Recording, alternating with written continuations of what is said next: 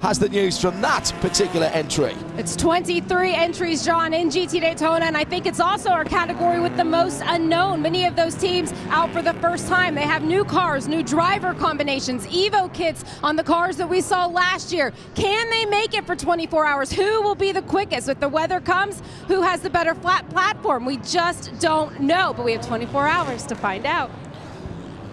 And Jamie's already got a caller at her end of the pits as the Youngco's Cadillac, the white, green and orange car, is in the pit lane.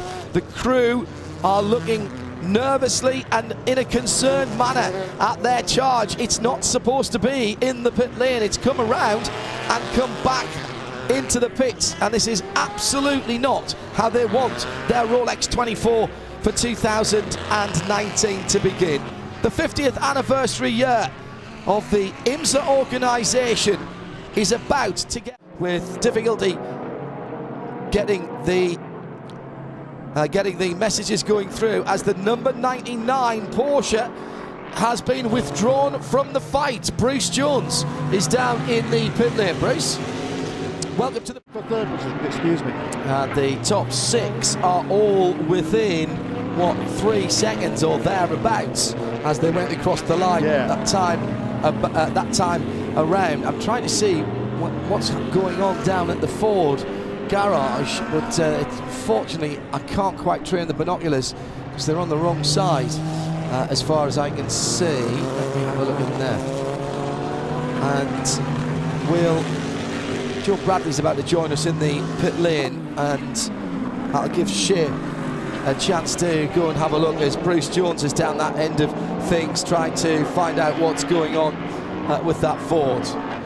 And I think we're going to get a driver change in a moment as Ryan Cullen is up on the wall for Dragon Speed. Thank you, Bruce, telling me that in the ear. The 47 car that Shea was telling about having its woes, leaving with equipment attached, a drive through there, and I think I saw a penalty for the 48 as well, which was a pit lane speeding penalty. That's last year's championship winning car, but it win, of course, at Mid-Ohio, and off for the NGT 99, having just rejoined, and that car went out of the pit lane after its pit stop. Renault got out of it, and it was Herring that got into it, and that is at the far side of the circuit, I think, from us. Yes, it is. It's down at the West Horseshoe, and he's buried the car into the tyres, and for the moment that car's not going anywhere. Alfred Renard was the man who started that car, Joe Bradley, and he's watching with some concern as to whether his teammate can get that car out of the tyres. Alfred, is this you guys getting rid of all of the bad luck right in the first couple of hours? Because into the pits early with a problem. Was that pit stop you've just done, was that back on schedule after that front split a problem? The second pit stop was a regular pit stop, went out of fuel and normal tire change and refueling. But now there's a problem. I saw in, I think, turn 3, we are out of the track. Do you know what happened with the splitter, whereabouts it was damaged? I don't know exactly. I've had a lot of vibrations. Then I come in and they told me the splitter is broken. So, bad luck. Good news is, Alfred, just looking at the TV, the 99 Porsche is back underway, so that's good news. I think we've lost a bit of a door mirror there, so hopefully the bad luck's over.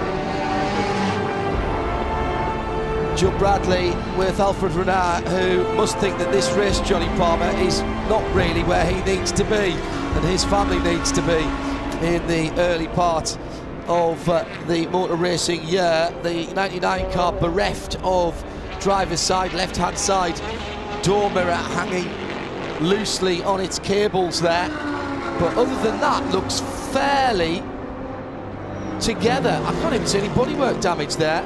It might have been just an issue with the driver not being able to find reverse gear. It's not always the thing you ask when you jump into a racing car. However, once you've been caught out by not knowing where it is, Hindhoff has hand up here in first ever motor race, couldn't find reverse to get back out there. Why did you reverse? Because I got pushed off the track, Jeremy, at Croft. It just went off on cold tyres, I'm afraid.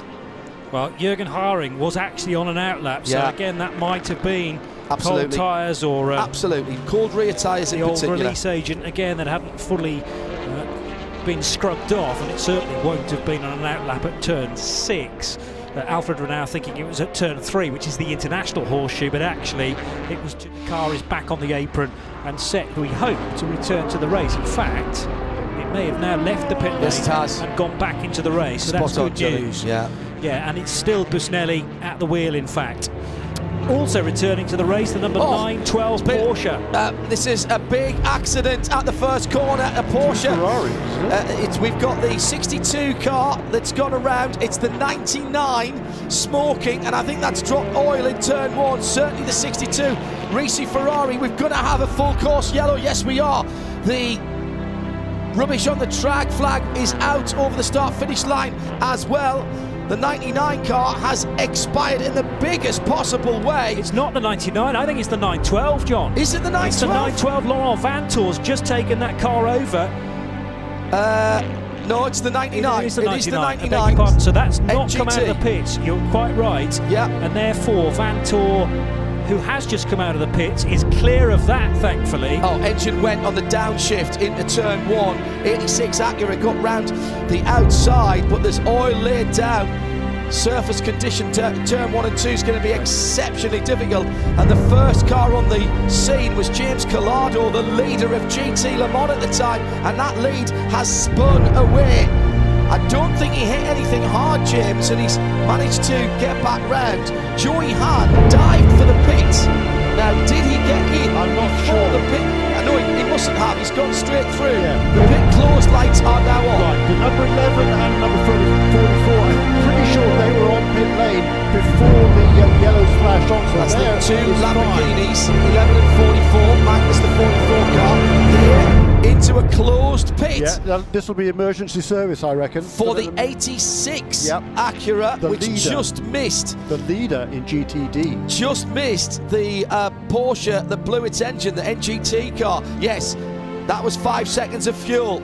That's emergency service. Now, what that means, the pits are closed, but he's allowed to come in, because there's no point in running someone out of fuel by not allowing them to come into the pits. He can take a splash of fuel, but that means he will have to come back into the pit lane again at some stage. And the Ricci car in as well, and this will be the same thing. Just 5 seconds of fuel, Jeremy, do you think? Oh, that's longer than that. Ricci are doing, was that 5 seconds, maybe a little more? Joe Bradley saw another Ferrari in the pit lane for emergency service. 51, I think.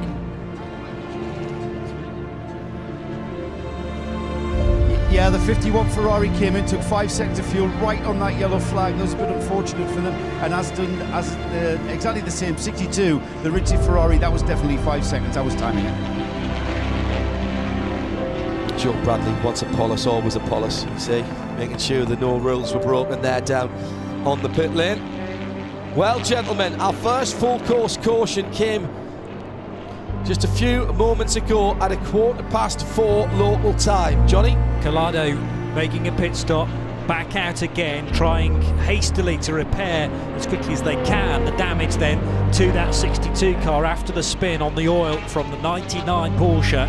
I was getting confused entirely, thinking it was a Porsche that was leaving the pits that was in trouble, but that car was already on the track, wasn't it, and had started smoking into turn number 1.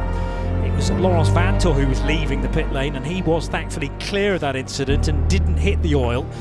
The 99 car, the driver of it, Jürgen Haring, doing a good job pulling off as quickly as he could.